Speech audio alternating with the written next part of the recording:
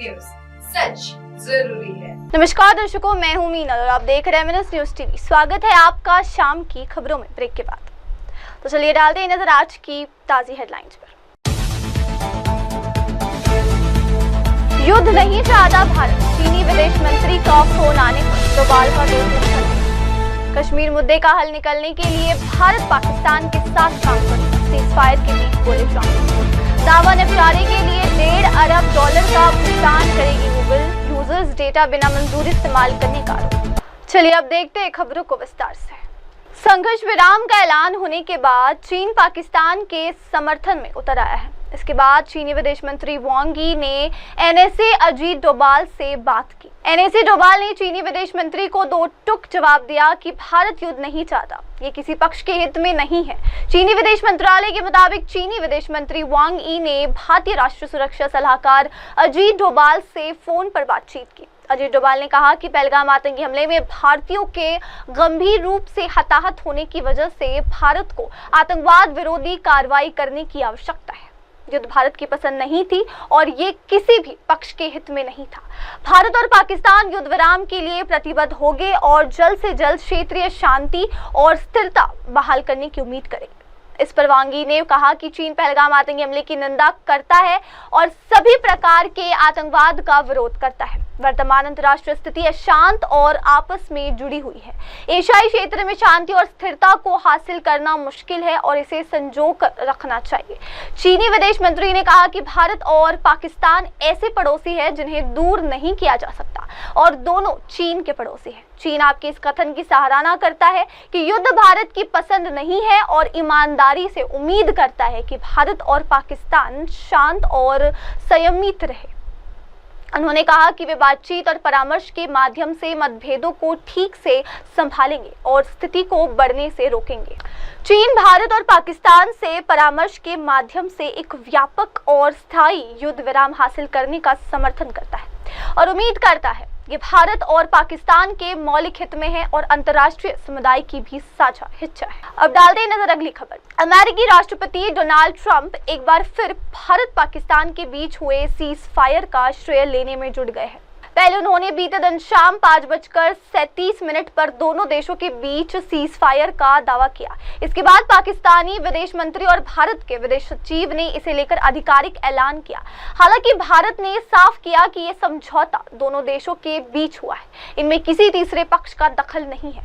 Trump ने truth social पर लिखा, मुझे भारत और पाकिस्तान के मजबूत और अडिग नेतृत्व पर बहुत गर्व है, क्योंकि उनके पास के जानने और समझने की शक्ति, बुद्धि और धैर्य है कि वर्तमान संघर्ष को रोकने का समय आ गया है, जो कई लोगों की मौत और विनाश का कारण बन सकता है। लाखों अच्छे और निर्दोष लोग मारे जा सकते थे। आपकी विरासत आपके बहादुर काम से बहुत बढ़ गई है। मुझे गर्व है कि अमेरिका ने आपको इस ऐतिहासिक और वीरतापूर्ण निर्णय पर पहुंचाने में मदद की। अभी चर्चा नहीं हुई है, लेकिन मैं इन दोनों महान देशों के साथ व्यापार को काफी हद तक बढ़ाने जा रहा हूँ। इसके अलावा मैं आप दोनों के साथ मिलकर ये देखने के लिए काम करूंगा कि क्या 1000 साल के बाद कश्मीर के संबंध में कोई समाधान निकाला जा सकता है। भगवान भारत और पाकिस्तान के नेतृत्व को अच्छी तरह से किए गए काम के लिए आशीर्वाद दे।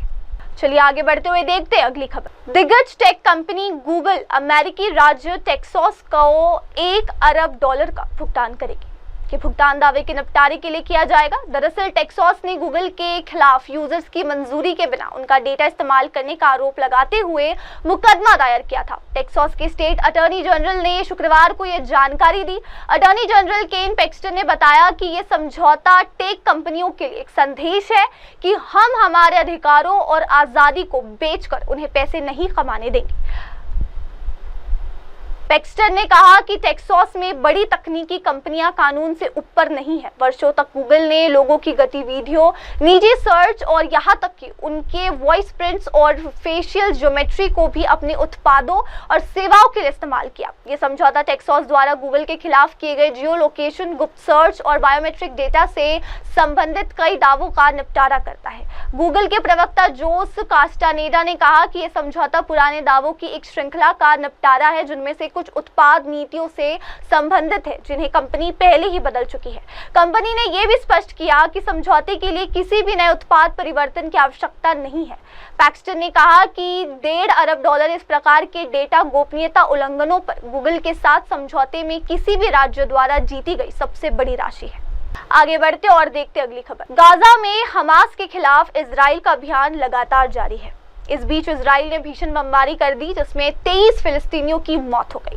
गाजा पट्टी में इजराइल का हमास के खिलाफ ऑपरेशन लगातार जारी है। शनिवार को इजराइल की ओर से बड़े स्तर पर हवाई हमले किए गए। स्थानीय स्वास्थ्य अधिकारियों के मुताबिक इन हमलों में कम से कम 23 फिलिस्तीनी नागरिकों की मौत हुई है। गाजा के स्वास्थ्य मंत्रालय के मुताबिक बीते 24 घंटों में अस्पतालों में 23 शवों को लाया गया। इनमें 5 लोगों के परिवार के शव भी थे जिनके टेंट पर हमला हुआ था। इससे पहले शुक्रवार को भी इजराइल की ओर से जबलिया के उत्तरी इलाके में हमला किया गया था। देर रात किए गए इस हमले में 4 लोग मारे गए। इजरायली सेना ने जानकारी दी कि शुक्रवार रात गाजा शहर के शीजैया में तलाशी के दौरान विस्फोटक उपकरण के कारण उनके 9 सैनिक मामूली रूप से घायल हो गए जिन्हें इजराइल के एक अस्पताल में ले जाया गया। इजराइल और हमास के बीच बीते 18 मार्च को 2 महीने से जारी सीजफायर समझौता टूट गया है। इसके बाद इजराइल ने गाजा में एक बार फिर से शुरू कर दी थी। इजराइल के जमीनी सैनिकों ने गाजा के आधे से अधिक इलाके पर कब्जा कर लिया। इजरायली सेना उत्तरी गाजा और दक्षिणी शहर रफा के कुछ हिस्सों में छापेमारी व तलाशी अभियान चला रही है। अब देखते अगली खबर। ईरान के विदेश मंत्री अब्बास अराक्ची ने अपने देश के परमाणु कार्यक्रम को लेकर रुख साफ कर दिया है। अराक्ची ने कहा कि अगर अमेरिका का मकसद ईरान को उसके परमाणु अधिकारों से वंचित करना है तो तेहरान अपने अधिकारों से कभी पीछे नहीं हटेगा। ईरान ने अपने परमाणु कार्यक्रम को लेकर रुख साफ कर दिया। ईरानी विदेश मंत्री अब्बास अराक्ची ने अमेरिका को कड़ा संदेश देते हुए कहा कि अगर अमेरिका का मकसद ईरान को उसके परमाणु अधिकारों से वंचित करना है तो ईरान इससे कभी पीछे नहीं हटेगा। अराक्ची ने यह बयान कतर की राजधानी दोहा में दिया। अराक्ची ने साफ कहा कि अगर बातचीत का उद्देश्य ईरान के परमाणु अधिकार छीनना है तो हम बिल्कुल भी पीछे नहीं हटेंगे। अमेरिका और इजराइल परमाणु समझौते को लेकर लगातार ईरान को धमकी देते रहे हैं। अमेरिका ने साफ कहा है कि अगर ईरान के साथ समझौता नहीं होता है तो ईरान पर हमला होगा जिसका नेतृत्व इजराइल करेगा। हालांकि ईरान ने हमेशा कहा कि इसका परमाणु कार्यक्रम शांतिपूर्ण और नागरिक उद्देश्यों के लिए है, न कि हथियार बनाने के लिए। ईरानी विदेश मंत्री ने कहा अमेरिका के साथ अपनी वार्ता में ईरान परमाणु ऊर्जा के शांतिपूर्ण उपयोग के अपने अधिकार पर जोर देता है और स्पष्ट रूप से घोषणा करता है कि वह परमाणु हथियार नहीं चाहता। उन्होंने कहा वार्ताओं का लक्ष्य परमाणु हथियारों के अधिग्रहण को सुनिश्चित करना है तो समझौता संभव है। यदि उद्देश्य ईरान के परमाणु अधिकारों को सीमित करना है तो ईरान अपने अधिकारों से कभी पीछे नहीं हटेगा। अब डालते हैं नजर अगली खबर पर। भारत पाकिस्तान तनाव की पृष्ठभूमि में नागपुर जिला हाई अलर्ट पर रखा गया है। जिला मजिस्ट्रेट डॉक्टर विपिन इटनकर ने सभी अधिकारियों और कर्मचारियों की छुट्टियां रद्द की। किसी भी सार्वजनिक कार्यक्रम में ड्रोन उड़ाने के लिए अनुमति आवश्यक की गई। नियोजन भवन में सभी विभाग प्रमुखों के साथ आपातकालीन तैयारियों की समीक्षा बैठक हुई। अस्पतालों को आपात स्थिति के लिए तैयार रखने और रक्तदान शिविर आयोजित करने के निर्देश दिए। पुलिस आयुक्त रविंद्र कुमार सिंघल ने अफवाह फैलाने वालों के खिलाफ कड़ी कार्रवाई की चेतावनी दी। होमगार्ड, नगर निगम व अन्य एजेंसियों को चौकन्ना रहने और सभी सेवाएं सक्रिय रखने के निर्देश दिए। पेट्रोल, डीजल और गैस की कोई कमी नहीं, नागरिकों से घबराहट में ईंधन की जमाखोरी न करने की अपील। जिला प्रशासन ने नागरिकों से संयम बनाए रखने और केवल आधिकारिक सूचना स्रोतों पर भरोसा रखने की अपील की। चलिए आगे बढ़ते हुए देखते हमारी अगली खबर। चंद्रपुर जिले से एक बड़ी खबर सामने आई है, जहां बल्लार शाह न्यायालय ने चंद्रपुर के जिलाधिकारी विनय गौड़ा जीसी समेत 10 अधिकारियों पर अनुसूचित जाति एवं जनजाति और भारतीय न्याय संहिता की विविध धाराओं के अंतर्गत एफआईआर दर्ज करने का आदेश दिया है। यह आदेश एक जमीन विवाद से संबंधित मामले में दिया गया जो कि बल्लर शाह क्षेत्र के सर्वे नंबर 3160 की 1.62 हेक्टेयर भूमि से जुड़ा है। ये जमीन आदिवासी समुदाय से संबंधित पांडुरंग महेशकर नामक व्यक्ति की बताई जा रही है। आरोप है कि उक्त भूमि को मात्र 100 रुपए के स्टैम्प पेपर पर अवैध रूप से नोटरी कर बेच दिया गया था, जो कि कानूनन गैरकानूनी है, क्योंकि आदिवासी जमीन की बिक्री के लिए सरकारी अनुमति आवश्यक होती है। पीड़ित महेशकर परिवार द्वारा जब इस मामले की शिकायत संबंधित अधिकारियों से की गई तो किसी ने भी कार्रवाई नहीं की। अंततः न्याय की उम्मीद में उन्होंने बल्लार शाह कोर्ट का रुख किया, जहां से ये ऐतिहासिक आदेश पारित हुआ। कोर्ट ने जिन अधिकारियों पर एफआईआर के निर्देश दिए थे उनमें जिलाधिकारी विनय गौड़ा, एसडीएम अजय चरड़े, तहसीलदार अभय गायकवाड़, मंडल अधिकारी दिलीप मोदक, तलारी रोहित सिंह चौहान, पुलिस इंस्पेक्टर गाड़े, बादल खुशाल चंद्र उराड़े, सुमित चंद्र डोने और श्रीहरि भद्रैया अंचूरी शामिल है। बलरशाह कोर्ट ने यह आदेश भारतीय न्याय संहिता की धारा 175 के तहत और SC/ST एक्ट की धाराओं के अंतर्गत दिया है। इस फैसले के बाद प्रशासनिक हलकों में हलचल मच गई है।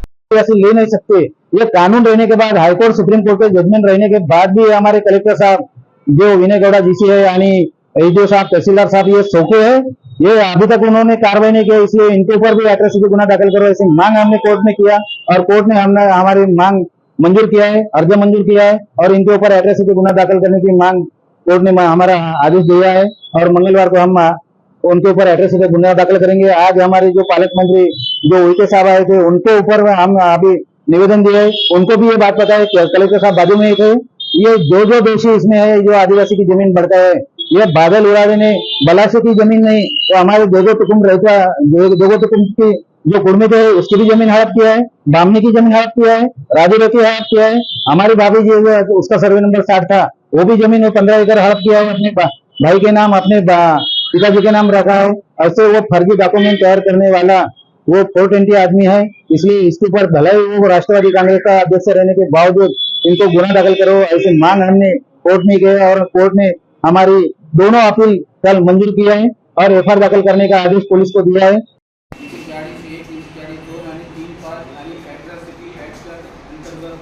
गुन्हा दाखल करण्याचे कलेक्टर विरुद्ध आदेश काल कोर्टाने पारित केलेले आहे। दोन्ही आदेश हे परवाला परत असल्यामुळे मंगळवारी यांच्यावर एफआयआर दाखल करण्याची पोलिसांना ते पद देते। कालच 6:30-8 दरम्यान हे ऑनलाईन दाखल केलेले हे प्रकरण क्रमांक जे 525 आहे यांच्या संदर्भात अर्ज मंजूर झालेला आहे। आदेश मिशन केलं, परत पुन्हा काल 9 तारखेला आदेशात लावले आणि काल संपूर्ण प्रकरणाची शहानिशा करून काल जवळपास 6:30 वाजता आमचे दोन्ही आदेश जे दोन्ही प्रकरणामध्ये मी पिटिशनर माझ्या लावलेले आहे त्याच्यामध्ये आर्ग्युमेंट करून या प्रकरणामध्ये जिल्हाधिकारी चंद्रपूर विनय गौड़ा GC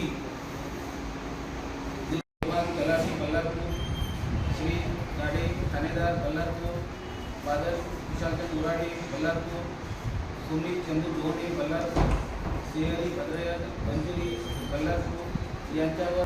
अब देखते अगली खबर। भारत और पाकिस्तान के बीच हालिया संघर्ष के बाद अमेरिका की मध्यस्थता से घोषित युद्ध विराम पर राष्ट्रवादी नेता प्रफुल्ल पटेल ने महत्वपूर्ण प्रतिक्रिया दी है।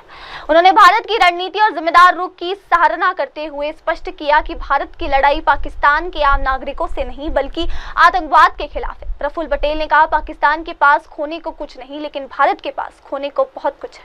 यही कारण है कि हमने युद्ध विराम का निर्णय लिया। भारत का एक जिम्मेदार राष्ट्र है और हम किसी भी हालत में आम नागरिकों को नुकसान नहीं पहुंचाना चाहते। उन्होंने आगे कहा कि भारतीय सेना ने पाकिस्तान के सभी हमलों को विफल कर दिया और पहलगाम में हुआ हमला बेहद घृणित था, लेकिन भारत ने पहले दिन से ही संयम बनाए रखा और केवल आतंक के ठिकानों को निशाना बनाया। प्रफुल्ल पटेल ने यह भी दावा किया कि 1971 के युद्ध के बाद ये पहली बार है जब पाकिस्तान के भीतर घुसकर भारत ने आतंकवाद के 9 ठिकानों को नष्ट किया है। इस पूरे घटनाक्रम पर टिप्पणी करते हुए उन्होंने कहा कि भारत की प्राथमिकता हमेशा शांति रही, लेकिन जब देश की सुरक्षा पर आ जाती है तब भारत अपने बचाव में पीछे नहीं हटता। गौरतलब है कि हालिया संघर्ष के दौरान भारत ने सैन्य रूप से मजबूत रुख अपनाया, लेकिन अंततः अंतर्राष्ट्रीय मंच पर अमेरिका की मध्यस्थता के बाद दोनों देशों के बीच युद्ध विराम की घोषणा हुई। अब निगाह इस बात पर टिकी है कि यह युद्ध विराम कितने समय तक प्रभावी रहेगा और क्या पाकिस्तान अपनी धरती से संचालित होने वाले आतंकवादी संगठनों पर कोई ठोस कार्रवाई करता है या नहीं। महाराष्ट्र में 13,000 लोगों ने आपके माध्यम से हुआ, लेकिन 14 महीने हो गए सर जी आर निकल गए। सिर्फ 2 कैडेट लोगों को उनको सिर्फ सेक्रेटरी महोदय ने निवेदन दिए। हाँ सर आ जाओ सभी। हाँ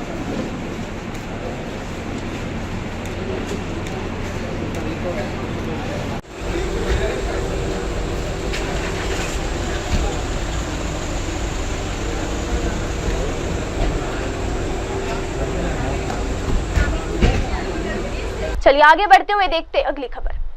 तहसील कृषि अधिकारी कार्यालय साकोली द्वारा कृषि विज्ञान केंद्र साकोली में खरीफ मौसम की पूर्व तैयारी को लेकर तहसील स्तरीय किसान कार्यशाला का आयोजन किया गया। इस कार्यशाला में क्षेत्र के अनेक प्रगतिशील किसानों के साथ कृषि क्षेत्र के विशेषज्ञों की उपस्थिति रही। कार्यक्रम में उप विभागीय कृषि अधिकारी किशोर पात्रिकर, वरिष्ठ कृषि शास्त्रज्ञ डॉक्टर उषा डोंगरवार, तहसील कृषि अधिकारी SK झंझाड़, युवा किसान अनिल किरनापुरे, कृषि भूषण पुरस्कार विजेता यादवराव मेश्राम, प्रगतिशील किसान ताराचंद लंजे, रजनीगंधा टेम्बुरकर, विभिन्न FPO प्रतिनिधि तथा साकोली तहसील में आए सैकड़ों किसान उपस्थित थे। इस कार्यशाला में किसानों को खरीफ मौसम में फसल उत्पादन बढ़ाने के लिए विभिन्न महत्वपूर्ण विषयों पर मार्गदर्शन प्रदान किया गया। इनमें फल बागवानी, धान एवं तुअर फसल की उन्नत खेती, शिंगाड़ा उत्पादन, तंत्र ज्ञान, नैसर्गिक खेती, सब्जी उत्पादन और मौसम आधारित खेती तकनीक जैसे विषय प्रमुख रूप से शामिल थे। कार्यशाला का उद्देश्य किसानों को वैज्ञानिक दृष्टिकोण से खेती करने हेतु प्रशिक्षित करना और उन्हें खरीफ सीजन के लिए तैयार करना रहा। विशेषज्ञों ने किसानों से फसल चक्र पालन, मुद्रा परीक्षण और जैविक खेती को प्राथमिकता देने की अपील की। 20 वर पाणी टाकायचं। काय टाकायचं? जर तुम्ही 1 किलो निंबोड्या घेऊन त्याची पेस्ट तयार केली असेल आणि जे काही द्रावण तुम्हाला 20 दिवसानंतर मिळालं तर त्याच्यामध्ये किती लिटर पाणी टाकणार तुम्ही? किती? 20 लिटर। 20 पट म्हणजे 20 लिटर। मग अशा प्रकारे तुमचं 5% द्रावण तयार होईल आणि त्याच्यात वाटलं तुम्हाला तर 20 लिटरच्या ऐवजी 15 लिटर पाणी करा आणि 5 लिटर पुन्हा वेस्ट डिकंपोजर त्याच्यामध्ये टाका आणि त्याची फवारणी तुम्ही कुठल्याही पिढीसाठी धान पिकावर असेल कुठल्या याच्यावर करा। अत्यंत प्रभावी आहे। पण जे आपण विसरलो, ठीक आहे, निंबोडियाचं असेल, अधोरा, किती लोकांना मान्य आहे की धानाने आपण प्रगती करू शकतो, आपण मुलांना चांगलं शिकवू शकतो, आपण चांगलं घर बांधू शकतो। डबल फसल घेतली, टिबल फसल घेतली, आता डबल वरून टिबल वर आलो आपण। काही सिंचनाच्या सोयी झाल्या, कॅनलच्या सोयी झाल्या, तरी पण आपला प्रश्न अनुत्तरित आहेत। आपण बोनस साठी सरकार पुढे हात पसरत असतो। आमचा माल जर कोणी उचलला नाही तर आम्ही सन्मानाने या ठिकाणी चांगला आर्थिक उत्पन्न मिळवू शकत नाही। आजही आपली परिस्थिती आहे। ज्या ज्या ठिकाणी धानाचं पीक घेतलं जाते त्या त्या ठिकाणी दारिद्र्य आहे हे नाकारू शकत नाही आपण। हे जगातलं सत्य आहे, देशातलं सत्य आहे आणि राज्यातलं सत्य आहे। द्रावण त्याच्यामध्ये टाका आणि त्या द्रावणामध्ये जवळपास 20 दिवस ते द्रावण तसंच लक्षात आलं का? आता पावसाळा जेव्हा सुरू होईल तेव्हा तुमच्या निंबोड्या पिकायला लागतात, त्यावेळेस हा उपक्रम करा। आणि सोबत आता तुम्ही बऱ्याच गावचे लोक आहेत म्हणून किमान एक बॉटल तरी मी इथून तुम्हाला देणार आहे। भेट म्हणून इथं आले होते तर तुम्ही व्यवस्थित घेऊन गेले, कारण आम्ही आपल्या प्रक्षेत्रावर हे मुद्दामून तयार करून घेतलेलं आहे। जे कोणी शेतकऱ्याला इंटरेस्ट असणार तर त्याला आम्ही देणार आहे, काही दिवस तरी आम्ही देणार आहे। तर 20 दिवस आंबील सारखा वास येते। जर तुम्ही वास घेतला एक आंबल्यासारखा,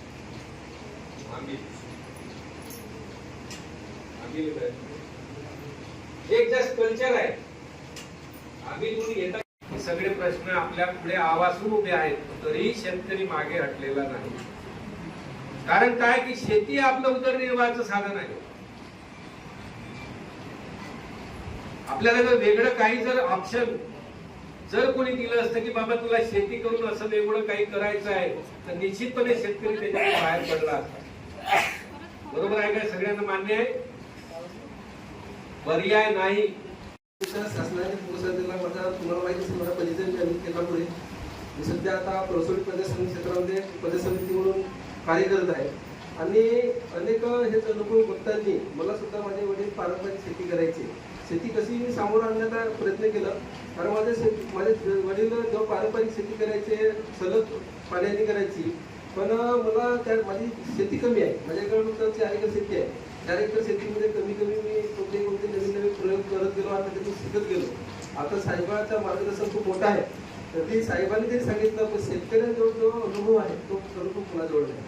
कारण आपण कितीही पुस्तकी ज्ञान वाचलं की हे असे पद्धतीने केलं पाहिजे, तशा पद्धतीने केलं पाहिजे, पण शेती करताना ज्या ज्या गोष्टी समस्या आपल्या ध्यानात कोणते नवीन नवीन रोग आहेत ते रोग आपल्याला माहीत असतात आणि त्याच्यावर उपाययोजना काय केलं पाहिजे हेच आपण आपलं कथन आपण त्यांना सांगतो तेव्हा ते आपल्याला एका तालिकेचा विचार केला तर 2000 रुपये लागतात. 1500 रुपये खात घेतो आणि 500 रुपये आपल्याला नेण्यासाठी ट्रॅक्टरचा खर्च आहे. त्याला जर आपण 9S कल्चर एक कल्चर आहे त्याला जर आपण डिकम्पोज केलं त्याला कुचवलं आणि त्याला जर नेलं 5 टाल्याचा खात 1 टाली जर झाला तर आपलं 5 टाल्याची कार्टिंग सुद्धा वाचते आणि 5 टाल्यापेक्षा 10 टाल्याचं काम तो 1 टाली करतो. एवढं मोठं पॉवर नाही कल्चरमध्ये आहे. हे टेक्नॉलॉजी आपल्याला माहितीच नाही. आता ह्या सगळ्या टेक्नॉलॉजी अनेक आपल्या अंतर्गत जे उपक्रम राबतात आपल्या तालुक्यामध्ये त्या पद्धतीने त्या ठिकाणी येतात. हेही कोणाला माहित होते जे एका गटामध्ये आहेत शेतकरी त्या प्रकल्पामध्ये जे यार्ड शेतकरी आहेत त्यांना माहित आहे की ह्या गोष्टी कराव्या लागतात. तेही सगळं शासन देऊनही शेतकरी त्याच्यामध्ये ऍक्टिव्ह नाही आहेत. म्हणजे आपल्याला सगळ्या फायद्याच्या गोष्टी आहेत. जर 5 टाले घ्याल तर तुम्हाला त्याचा फायदा मिळेल आणि अनुभव लक्षात येईल किंवा खरंच त्याचा फायदा आहे किंवा नाही. तसंच यावर्षी आपल्या भंडारा जिल्ह्यामध्ये नाविन्यपूर्ण बाग म्हणून शिंगाडा पिकाची लागवड करण्यासाठी एक प्रकल्प आपण राबवतो आहे. ज्या जमिनींमध्ये तुमचं 30 सेंटीमीटर म्हणजे पिकालाही घेताना पिकही कुजलेलीच आता घेण्याची त्याची सिस्टीम आहे. आता एवढा मला त्यांना अभ्यास नाही त्याच्यात थोडासा पण असू शकते कारण जिवंत जर खत दिलं त्याच्यावरती घटले असतात बुरशी असते आणि ते पिकाला लागते डायरेक्ट आणि तो जन्मताच बुरशी अटॅक होऊन त्याच्यावर मध्ये पिकामध्ये येत असते. आता जरा आपण हा पीक घेतल्यानंतर पीक व्यवस्थापन आपण घेताना पूर्वनियोजन त्या पद्धतीनं धारण सुरू आपल्याला केलं पाहिजे. शेताला वाढवलं पाहिजे. ड्रीप मल्चिंग ह्या सगळ्या आपल्या शेतावर आणलं पाहिजे. अनेक शासनाच्या सुद्धा योजना आहे. आता कसं आहे आपले स्वतंत्रिका व्यक्त केलं त्यांच्या साहेबांनी पण मी सांगतो की मी जेव्हा मल्चिंग घेतो मल्चिंग आपल्याला खूप मोठ्या योजना त्या सुद्धा माहित आहे. सगळं जर मिरची लावत असाल तर मिरचीला मल्चिंग त्यातून जाऊ शकत नाही एवढा त्याचा हे होतो आणि अशा प्रकारे आपल्याला त्याच्यातून उत्पन्नही मिळते. आणि मेश्राम साहेबांनी सांगितलं की आपण त्याच्यात ज्या तुरी आहे तुरीचं जो पीक आहे त्याला जे खत आहे तो सुद्धा कमी लागते. ती मागच्या वर्षी फक्त 2 बॅग 20-20 म्हणजे 13 हा उंबरे बनवलो तेव्हाच टाकलो. त्याच्यानंतर त्याला एकही म्हणजे चारण्याचाही खत आपण तिथं दिला नाही तरी आपल्याला तेवढा उत्पन्न मिळाला.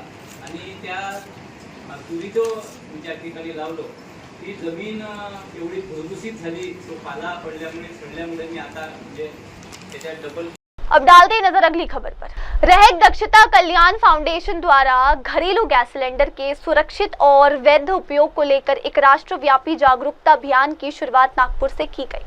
इस अभियान का उद्देश्य उपभोक्ताओं को उनके अधिकारों के साथ साथ गैस सिलेंडर के सही उपयोग की जानकारी देना और अवैध उपयोग को रोकना है। इस अभियान की शुरुआत नागपुर के खाद्य वितरण अधिकारी श्री पंकज जुलेकर द्वारा हरी झंडी दिखाकर की गई। कार्यक्रम में परियोजना प्रमुख शुभम रंगारी और रामेश्वर लक्षकारे ने जानकारी देते हुए बताया कि अभियान 45 दिनों तक चलेगा और इसमें 15 राज्यों के 375 जिलों में 2700 स्वयंसेवक सक्रिय रूप से भाग लेंगे।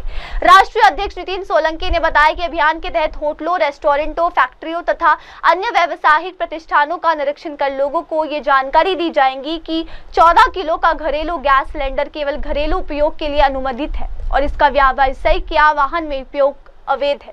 उन्होंने बताया कि देश भर में हर साल लगभग 1000 गैस सिलेंडर विस्फोट होते हैं जिनमें जन धन की हानि होती है और सरकार के राजस्व को भी भारी नुकसान उठाना पड़ता है। एलपीजी गैस सिलेंडर का वाहन या व्यवसाय में उपयोग आवश्यक वस्तु अधिनियम 1955 की धारा 3 और 7 के अंतर्गत दंडनीय अपराध है।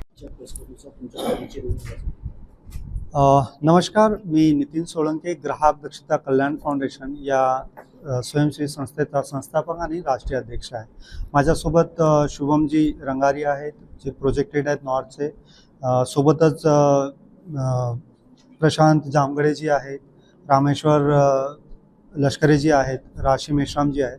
हे वेगवेगळ्या राज्यांचे प्रोजेक्ट हेड आहेत, वेगवेगळ्या विभागाचे, आणि यांच्या माध्यमातून आमचे जे PROज आहेत, डिस्ट्रिक्ट कोऑर्डिनेटर आहेत आणि 2700च्या जवळपास आमचे 15 राज्यांमध्ये 375 जिल्ह्यांमध्ये जे व्हॉलेंटियर्स आहेत, स्वयंसेवक आहेत संस्थेचे, त्यांच्या माध्यमातून घरगुती गॅस सिलेंडरचा जो काळाबाजार होत आहे आणि घरगुती गॅस सिलेंडरची जी जनजागृती आहे, जसं की तुम्हाला सांगितलं आहे की गॅस सिलेंडर घेताना कुठल्या काळजी आपण घ्यायला पाहिजे, जसं की वजन करून घेणे, त्याच्यानंतर लिकेजेस चेक करताना पाणी टाकून न करता की त्यांच्याकडे जी लिकेज डिटेक्टरच्या ज्या मशीनी दिलेल्या आहेत, एक जसं ओरिंग चेक करण्यासाठी आणि एक नोझल चेक करण्यासाठी, तर हे त्यांनी याच्या माध्यमातून मशीन म्हणजे अत्याधुनिक युग आहे, AI चा जमाना आहे, त्याच्यामधून याच्या माध्यमातून लिकेजेस चेक करून घ्यावे. कारण का आपण थोडीशी आपली एक चूक आपल्याला घर आपलं जे आहे ते ब्लास्ट होण्याची शक्यता असते किंवा आपण रस्त्यावर येतो. तर ह्या 2-4 गोष्टी जर लक्षात घेतल्या आपण, तर या संदर्भातल्या ज्या आम्ही आहे ते पूर्ण देशाच्या 15 राज्यांमध्ये आम्ही स्वयंसेवकाच्या माध्यमातून घराघरापर्यंत पोहोचत आहोत. आणि त्याच्यामध्ये जे तुमच्याकडे जे आता मिळालेले आहेत लिफलेट जे मिळालेले आहेत ते वेगवेगळ्या लँग्वेजमध्ये किंवा वेगवेगळ्या याच्यामधले आहे. जसं आता हे आपण बघत आहात की कर्नाटकाचं एक लिफलेट आहे, ठीक आहे, हे कर्नाटकामध्ये आहे. जसं AP तेलंगणा म्हणजे त्या लोकल लँग्वेजमध्ये त्यांना कळावं त्या लँग्वेजमध्ये हे लिफलेट्स आहेत. त्यानंतर आपण महाराष्ट्रामध्ये मराठी आणि हिंदी, विदर्भ जसं काही भाग आहे तर हिंदी चालतो, काही ठिकाणी मराठी. त्यानंतर मध्य प्रदेश हिंदी आहे पूर्ण, तिकडे तामिळनाडूमध्ये तमिळ लँग्वेज आहे, तर तिथले लोक त्यांना जनजागृत करतील. त्यानंतर हे वेस्ट बेंगॉल आहे तर बंगालीमध्ये आहे याच्यामध्ये. त्याच्यानंतर झारखंडवाला एरिया आहे, काही हरियाणा वगैरे आहे, आता पंजाबी वगैरे. तर हे सगळ्या लँग्वेजमध्ये आम्ही यांना लोकांना लोकली जागृत करण्याचा प्रयत्न करत आहोत. आणि आमचा संकल्प आहे कमीत कमी 20 लाख ग्राहकांपर्यंत आम्ही पोहोचू 45 दिवसामध्ये. म्हणजे 10 मे पासून तर पुढील 45 दिवसाचा हा प्रोग्राम राहणार आहे. हा पायलट प्रोजेक्ट आम्ही घेतलेला आहे आणि या पायलट प्रोजेक्टमध्ये 20 लाख लोकांचा डेटा आपण कलेक्ट करू. त्यांचं कुठल्या समस्या आहेत, कशा पद्धतीनं त्यांच्यासोबत म्हणजे ग्राहकांसोबत लूट होते किंवा कशा पद्धतीचं गॅस सिलेंडर ते घेत आहेत, अतिरिक्त भाव देत आहेत का तिथे, किंवा काही त्यांना मोजून देत नाही. आता जसं कळमेश्वरला आम्ही एका गावामध्ये केलं, त्या गावामध्ये गॅस सिलेंडर घरी पोहोचून देतच नव्हते, तर तिथे आम्ही ती सुरुवात केली आहे. तर अशा पद्धतीचं जे कार्य आहे ही संस्था पूर्ण 45 दिवसापर्यंत करत आहे. बघा, घरगुती गॅस सिलेंडर जी आहे ती सिलेंडर आज एक छोट्याशा नळीच्या माध्यमातून एका सिलेंडरमधून दुसऱ्या सिलेंडरमध्ये ट्रान्सफर होते. 1 किलो 2 किलो गॅस तुमचा सहजच काढून घेतात, ते एक आहे प्रक्रिया. दुसरी प्रक्रिया अशी की वाहनांमध्ये भरल्या जाते. तर वाहनांमध्ये भरताना जे आहे ते इझिली एक टिल्लू पंपच्या माध्यमातून ते ट्रान्सफर होते. ते पण व्हिडिओ मी तुम्हाला दाखवतो किंवा पाठवतो तुम्हाला. एक अहिल्यानगरला कालच कारवाई झालेली आहे ते. त्याच्यानंतर एका सिलेंडरमधून दुसऱ्या सिलेंडरमध्ये ट्रान्सफर होते आणि सर्रासपणे डोमेस्टिक सिलेंडर हॉटेल, रेस्टॉरंट किंवा अशा ठिकाणी वापरल्या जाते जे व्यावसायिक प्रतिष्ठान आहे त्या ठिकाणी वापरू नये. कारण का याच्यामध्ये सरकारचंही नुकसान आहे, कारण का याच्यामध्ये घरगुती गॅस सिलेंडरला 5% GST असते आणि कमर्शियलला 18% असते. दुसरी गोष्ट, जीवितहानी होण्याची शक्यता आहे. जसं की मी एक उदाहरण सांगितलं तुम्हाला जळगावला एक घटना झाली आणि तिथे 14 लोकांचा मृत्यू झाला. असंच वाहनांमध्ये ट्रान्सफर करत होते आणि हे इतक्या भयंकर घटना होत आहेत, ते हजारो घटना देशामध्ये वर्षाला होतात. तर ह्या घटना कमी व्हाव्यात, सरकारचं राजस्वाचं जे नुकसान आहे ते कमी व्हावं आणि ते कमी होऊन आपल्याला जो सिलेंडर इतक्या महागाचा मिळत आहे त्याची किंमत कमी व्हावी, हा आमचा उद्देश आहे. आणि ही जनजागृती आम्ही 15 राज्यांमध्ये 375 जिल्ह्यांमध्ये 2700 व्हॉलेंटियर्स आणि 300-350 आमचे जे PROs किंवा डिस्ट्रिक्ट कोऑर्डिनेटर आहेत त्यांच्या माध्यमातून हे करत आहोत. सिलेंडर प्रत्येक घराची गरज आहे. सिलेंडर वेळेवर पोहोचत नाही म्हणून मनुष्य तिथं स्वतः गोडाऊनवर किंवा कुठे जाऊन तो स्वतः घेऊन येतो. त्याची रोकथाम कशी करता येईल? हा, हे खूप चांगला प्रश्न तुम्ही विचारलेला आहे. जर समजा एखाद्या वेळेस वेळेवर आपल्याला सिलेंडर मिळत नाही ना, आपण जर जातो गोडाऊनमध्ये, तर बघा या सिलेंडरवर ते 70 ते 72 रुपयाचं कमिशन IOCL, BPCL, HPCLच्या कंपनीने डीलरला दिलेलं असते. याच्यामध्ये 30 ते 35 रुपये ट्रान्सपोर्टेशन चार्जेस असते आणि 30 ते 35 रुपये त्याचं स्वतःचं कमिशन असते. तर तुम्ही जेव्हा स्वतःला घेऊन जात आहात तिथे, म्हणजे ट्रान्सपोर्ट तुम्ही स्वतः करत आहात, तर त्याला 30 ते 35 रुपये कमी द्यावं आणि त्याला कमी करण्याची मागणी पण करावी. थांबवता येते ना, याला काही अडचण नाही याच्यामध्ये. जर तुमच्यासोबत अशा प्रकारचं कृत्य होत असेल तर आमची वेबसाईट आहे www.grahakdakshata.com. याच्यावरती पण तुम्ही तुमची कंप्लेंट रेज करू शकता, नंबर 1. नंबर 2, पुरवठा विभागाला किंवा तहसील कार्यालयाला किंवा तुम्ही तुमच्या सरपंचांना, जर गाव खेड्यामधले जर कोणी असेल तर त्यांना जरी कळवलं तर ते पण सुद्धा जे संबंधित विभाग आहे, जसं पुरवठा विभाग असेल, पोलीस विभाग असेल किंवा IOCL, BPCL, HPCLचे विक्री अधिकारी असेल, यांच्या माध्यमातून ती कंप्लेंट रेज करता येते आणि 1-1 लाख रुपयापर्यंत याला पेनल्टी आहेत. आज कोइंबतूरला एक अशीच घटना झाली होती, तर आम्ही ते क्वेश्चन रेज केला तर त्याला 1 लाख रुपयाची पेनल्टी आली अतिरिक्त शुल्क घेतल्याच्या प्रकरणामध्ये. होय, याच्यामध्ये एजन्सीची चौकशी होते, परंतु ते कसं आहे की सगळेजण रेग्युलर टचमध्ये राहतात, तर ते कुठं ना कुठं जो आयो आहे तो कुठेतरी त्या केसला ढिला करतो आणि ते तशा घटना होतात आणि ते चालतच राहते. तर म्हणून माझं असं मत आहे की ते सगळं चालत राहणार, ते सगळं होत राहणार, पण आपण जर जागृत राहिलो तर यांची हिंमत आहे ना हे सगळ्या गोष्टी करायची. तर म्हणून आपलं कर्तव्य काय पहिले ते आम्ही नागरिकांपर्यंत जाऊन सांगूया, त्यांना जागृत करूया. मी तुम्हाला सांगितलं ना की जसं 300-350 जे PROs आहेत, डिस्ट्रिक्ट कोऑर्डिनेटर आहे आणि 2700च्या प्लस आमचे व्हॉलेंटियर्स आहेत, जे 15 राज्यांमध्ये 375-376. आणि गव्हर्नमेंटकडनं ऑलरेडी त्याच्यामध्ये न्याय लढवून आम्ही लढवत आहोत. काही दिवसापूर्वी आपल्याकडनं बातमी प्रकाशित झालेली आहे, तर ती तर लढाई चालूच आहे. पण जनजागृतीची ही जी लढाई आहे ती देश चळवळ करण्याचं काम आम्ही करतो आणि ही खूप मोठ्या प्रमाणामध्ये आम्हाला करायचं आहे. जागृत झालं तर ह्या बाबतीत होणार नाही मला असं वाटतं. याच्यामध्ये याच्या व्यतिरिक्त एन्फोर्समेंट डिपार्टमेंट, जसं पुरवठा विभाग असेल, पोलीस विभाग असेल किंवा IT विभाग असेल, ते 4-5 लोकांचे जे पथक आता तयार झालेलं आहे कुठला आलं तिथे कार्यक्रम पण झाली, बैठक पण होती. तर ते एन्फोर्समेंटचं काम एन्फोर्समेंट डिपार्टमेंट करत आहे, तर आम्ही जनजागृतीचं काम याच्यामध्ये का असा होणार आहे कुठेतरी मारणार आणि मारल्याने ग्राहकांना जो गॅस मुख्य महागाचा मिळत आहे तो स्वस्त होणार असं आम्हाला वाटतं. याच्यामध्ये की तुम्हाला अवेअरनेस करण्यासाठी ही पत्रकार परिषद होती. याच्यामध्ये काही तुमच्या काही क्वेश्चन्स, काही प्रश्न असतील तर तुम्ही विचारू शकता आणि आम्हा सर्वांना आशा आहे की आपल्याकडनं येस उज्ज्वलाचे जे मॅक्झिमम लाभार्थी आहेत त्यांचं eKYC करायला सरकारने सांगितलेलं आहे, परंतु आजपर्यंत फीस पे आहे त्याच्या पलीकडे आहे आणि आमच्या वेगवेगळ्या मंत्रालयामध्ये पण झालेलं आहे, डिस्ट्रिक्ट लेवल पण झालेले आहे, त्याच्यामध्ये सांगितलं आकडेवारी पण माहिती आहे. परंतु ते कसं आहे की ती यंत्रणा जी म्हणजे ज्या वेगाने चालवल्या पाहिजे त्या वेगाने चालत नाही. जसं राशनीच्या विभागात बदल झालेला आहे, eKYC होत आहे तर आता थोडंफार प्रमाणामध्ये कमी झालं आहे. आपल्या काही लोकांमध्ये आम्ही काही पाट्या वगैरे लावलेल्या आहे, काही ठिकाणी डोमेशन ठेवल्या, 14-15 राज्यांमध्ये आम्ही काम करतो. तर तिकडे जात आहे. आज तुमच्या छोट्या मोठ्या पांढऱ्या टपरीवरची म्हणा किंवा त्या रेस्टॉरंटमध्ये पण वापरल्या जाते. GSTचा पण मोठा फरक आहे, 5% घरगुती 18% याच्यावरती. पण सरकारचं पण राजस्व महावैद्यशास्त्राकडनं हे अधिकृत आहे, याला सील वगैरे केलेलं आहे की ग्राहकांनी लक्षात घ्यावं की जो काटा आहे तोही बरोबर आहे की नाही. काटानं वजन करून घेत पण काटामध्ये सेटिंग असेल तर काय फायदा नाही. ठीक आहे, तर हे काटा जे आहे हे प्रत्येक डिलिव्हरी बॉयकडे असते. लोक म्हणतात ना की वजन आमच्याकडे तर काटा नाही, कसं करायचं, तर बाबा ते त्यांच्याकडेच असते आणि हा तुमचा अधिकार आहे मोजून घेणे आणि त्याचं कर्तव्य आहे त्याला मोजून देणे. 900 ग्राम असं वजन याच्यावरती लिहिलेलं आहे पारदर्शकपणे. आपण याच्यावरती जर बघितलं तर 15 किलो 900 असं वेट याच्यावरती दिसेल आणि जर पहिला सिलेंडर जर असेल तर त्याला प्लस करा 14 किलो 200 ग्राम जे काय आहे त्याच्यावरती नेट वेट पण लिहिलेलं आहे. याच्यामध्ये 30 किलो 100 ग्राम हे नेट वेट लिहिलेलं आहे. आणि हीच गोष्ट जी आहे ही हे काही दिलेलं आहे प्रत्येक IOCL, BPCL, HPCLच्या डिलिव्हरी बॉयला किंवा हॉकर्सला जे डीलर डिस्ट्रीब्युटर्स आहेत त्यांच्या प्रत्येक गाड्यांमध्ये असायला पाहिजे. परंतु हे काही ठिकाणी फक्त गाडीत असते, करून काही दाखवत नसते, देत नाही. तर याच्यामध्ये 2 प्रकारचे आहेत, एक ओरिंग लीक टेस्टर म्हणतात त्याला आणि दुसरं जे आहे वॉल टेस्टर.